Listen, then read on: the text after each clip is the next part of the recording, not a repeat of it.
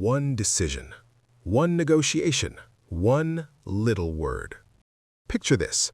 A sales manager sits across from his biggest client of the year. The deal? $1 million in revenue. The ask? Simple. Can we get a 40% discount? He thinks about his quota, his boss, his mortgage, and he says, sure. Just like that, he closed the deal and lost over $1 million in the process. Now imagine a different ending. Same room, same question, different answer. No. What happens next? The client walks out and comes back 3 days later. Full price, full respect. So, here's the question. What if the most powerful word in business isn't yes? What if it's no? Today, you're going to see how one simple word can make you richer, more respected, and way more confident. And how saying yes too often might be costing you everything. Let's dive in. Meet Mike. Great guy. Always smiling, answers emails at midnight. He's the kind of person everyone likes, until they don't. Mike's a people pleaser. His philosophy, keep the customer happy. Always say yes, make the deal happen. Don't rock the boat. So when clients ask for discounts, he gives them. When they want extra features for free, sure, why not? When they call on Sunday morning, Mike picks up. He thinks he's being helpful. He thinks he's building loyalty. But here's what's really happening. Mike's training his clients to walk all over him. Now, meet Alice. Alice doesn't rush. She doesn't panic. She doesn't bend over backwards for every request. She's not rude. She's just clear. She knows her product. She knows her value. And most importantly, she knows her limits. When a client asks for something unreasonable, Alice doesn't say yes to avoid conflict. She says no to maintain respect. Mike and Alice both work in sales. Same industry, similar products, similar clients. But their results? Completely different. Mike works 70 hours a week, closes tons of deals, and still struggles to hit his numbers. Why? Because his profit margins are razor thin, his clients are high maintenance, and they always come back asking for more. Alice works 45 hours a week, closes fewer deals, but earns twice as much. Her clients pay full price, they respect her time, and they refer her to others. The difference? One word. Mike says yes to everything. Alice knows when to say no. And today, you're going to see exactly why that matters. Let's start with Mike. Big opportunity. A corporate client wants to place a massive order. 1,000 units. Total value? $500,000. Mike's excited. This could be his biggest deal of the year. Career-making stuff. Then the client leans back and says, "We love your product, but we need 40% off. Otherwise, we'll go with your competitor." Mike's heart sinks. He does the math in his head. 40% off means he barely breaks even. His commission? Almost nothing. But if he says no, he might lose the deal entirely. He thinks about his quota, his reputation, his boss breathing down his neck. So he says, "Okay, deal." The client smiles. They shake hands. Mike walks out feeling uneasy. But hey, he closed it, right? Here's what happens next. The order ships, the client is happy. But 3 months later, they come back. This time, they want 50% off. Why? Because Mike already taught him he'll cave under pressure. Mike says yes again, because what else can he do? 6 months later, the client moves to a competitor anyway. Why? Because people don't respect what they don't pay for. Mike didn't just lose money on this deal, he lost his credibility. Now let's look at the numbers. Original deal value, $500,000. At 40% off, $300,000 in revenue. Cost of goods sold, $280,000. Profit, $20,000. For a deal that should have been worth $250,000 in profit. Mike worked just as hard, put in just as many hours, but because he couldn't say no, he left $230,000 on the table. And it gets worse. Because Mike agreed to unreasonable terms, the client became demanding. Extra calls, custom modifications, rush orders, all the things that eat into time and resources. Mike's team is exhausted, his margins are shrinking, his confidence is shot. And the worst part? He thinks this is just how business works. But it's not. Let me show you what happens when someone says no. Same scenario, same client, same massive order. But this time, the seller is Alice.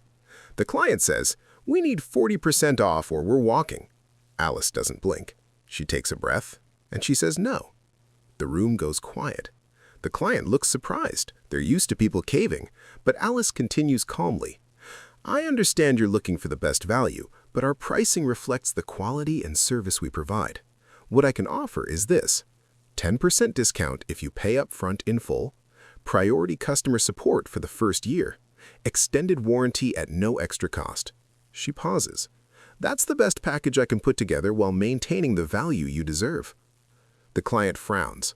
"We'll need to think about it." "Absolutely," Alice says.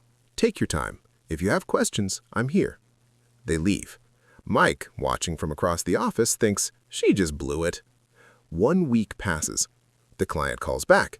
"We've decided to move forward. Your terms." Alice closes the deal. Full price, no drama, no exhausting negotiations. But here's the magic. The client respects her more because she said no. Let's look at the numbers. Deal value, $500,000. With 10% discount for upfront payment, $450,000. Cost of goods sold, $280,000. Profit, $170,000. Alice made $150,000 more than Mike on the exact same deal. But it's not just about the money. Because Alice set clear boundaries, the client treats her differently. They don't call her at midnight. They don't demand unreasonable changes. They respect her time.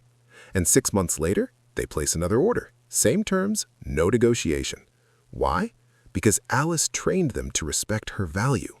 Mike trained his clients to squeeze him dry. Alice trained hers to pay full price. The difference? She knew when to say no. So why does saying no actually work? Let's break down the psychology. Reason number 1, it communicates confidence. Think about it. When someone negotiates hard and refuses to budge, what's your first thought? They must know their worth. When someone caves immediately, what do you think? Maybe the product isn't that good after all.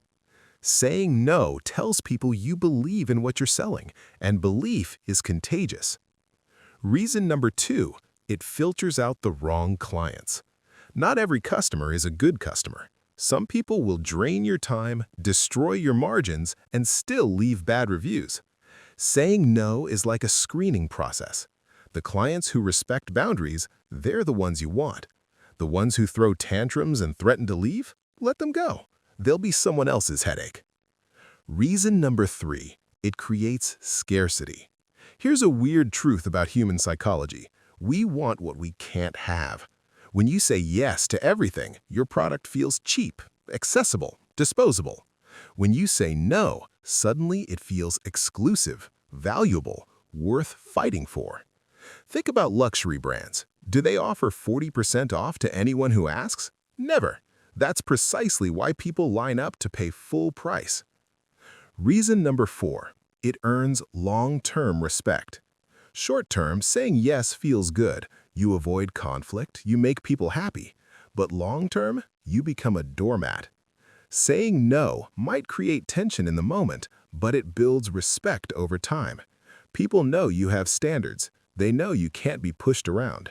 And in business, respect is worth more than likability. Here's the truth most people won't tell you. Every yes has a hidden cost. Every no has a hidden power.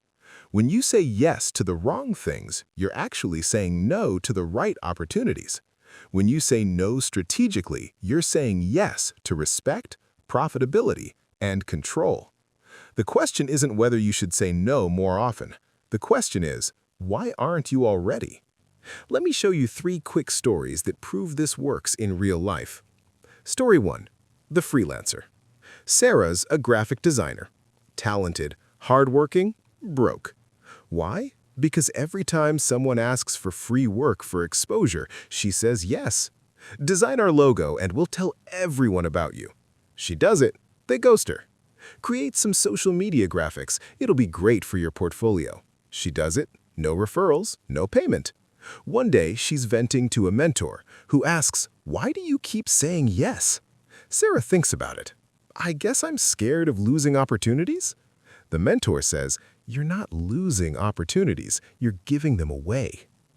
Next time someone asks for free work, Sarah tries something new. She says, I don't offer free services, but I do have a $200 starter package if you'd like to try working together. The person says no. Sarah panics. Maybe she should have just done it for free. But then, a week later, a different client says, actually, that sounds fair. Let's do it. She completes the project. The client loves it. They hire her for 3 more projects. Then they refer her to 2 other clients. Total earnings from that one no? Over $5,000. All because she stopped working for free. The restaurant manager. Friday night, peak hours. A group calls asking for a table for 12 people. But we're not paying a deposit, they say. The manager hesitates. It's a big group. That's a lot of revenue. But she's learned from experience. Groups that won't pay deposits are the ones who cancel last minute or don't show up. So she says, I'm sorry, but for groups larger than 8, we require a $100 deposit to hold the reservation. They get angry. Fine, we'll go somewhere else. She holds firm. I understand. If you change your mind, let me know. She hangs up, feeling nervous.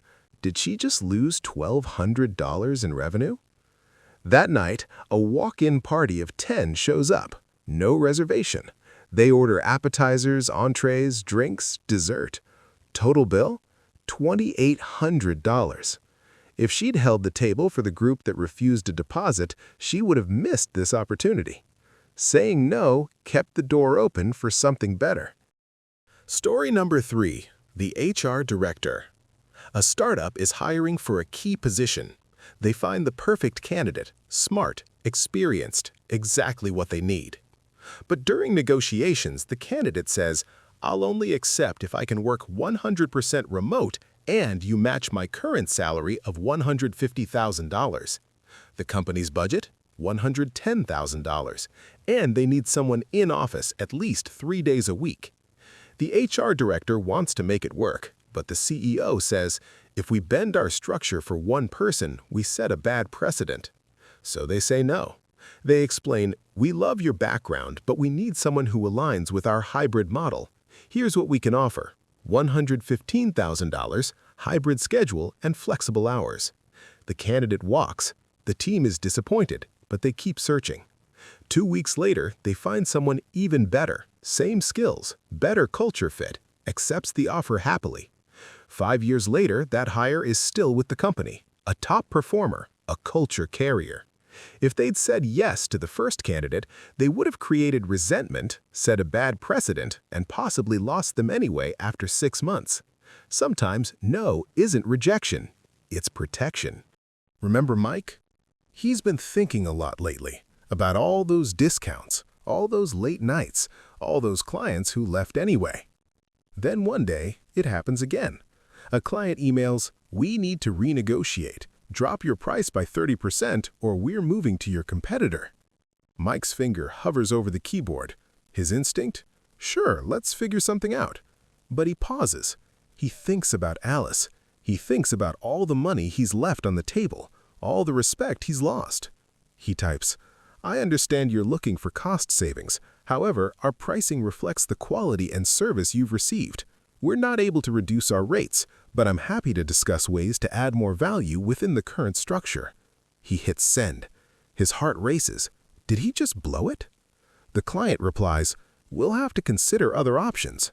Mike feels sick, but he doesn't back down. 1 week passes. Nothing. 2 weeks. Silence. Then on day 16, an email. We've reviewed our options. Everyone else overpromised and underdelivered. Let's continue at your current rates. Mike stares at the screen. He did it. He said no. And he won. Not just the deal, his self-respect. His profit margins go up. His stress goes down. His clients start treating him differently. All because he finally learned no isn't the end of the conversation. It's the beginning of a better one. Here's the truth. Every time you say yes to the wrong thing, you're saying no to the right one. Saying no isn't rude. It's not rejection. It's clarity. It's knowing your worth, setting boundaries, protecting your value. The most successful people in business aren't the ones who say yes the most. They're the ones who say no strategically.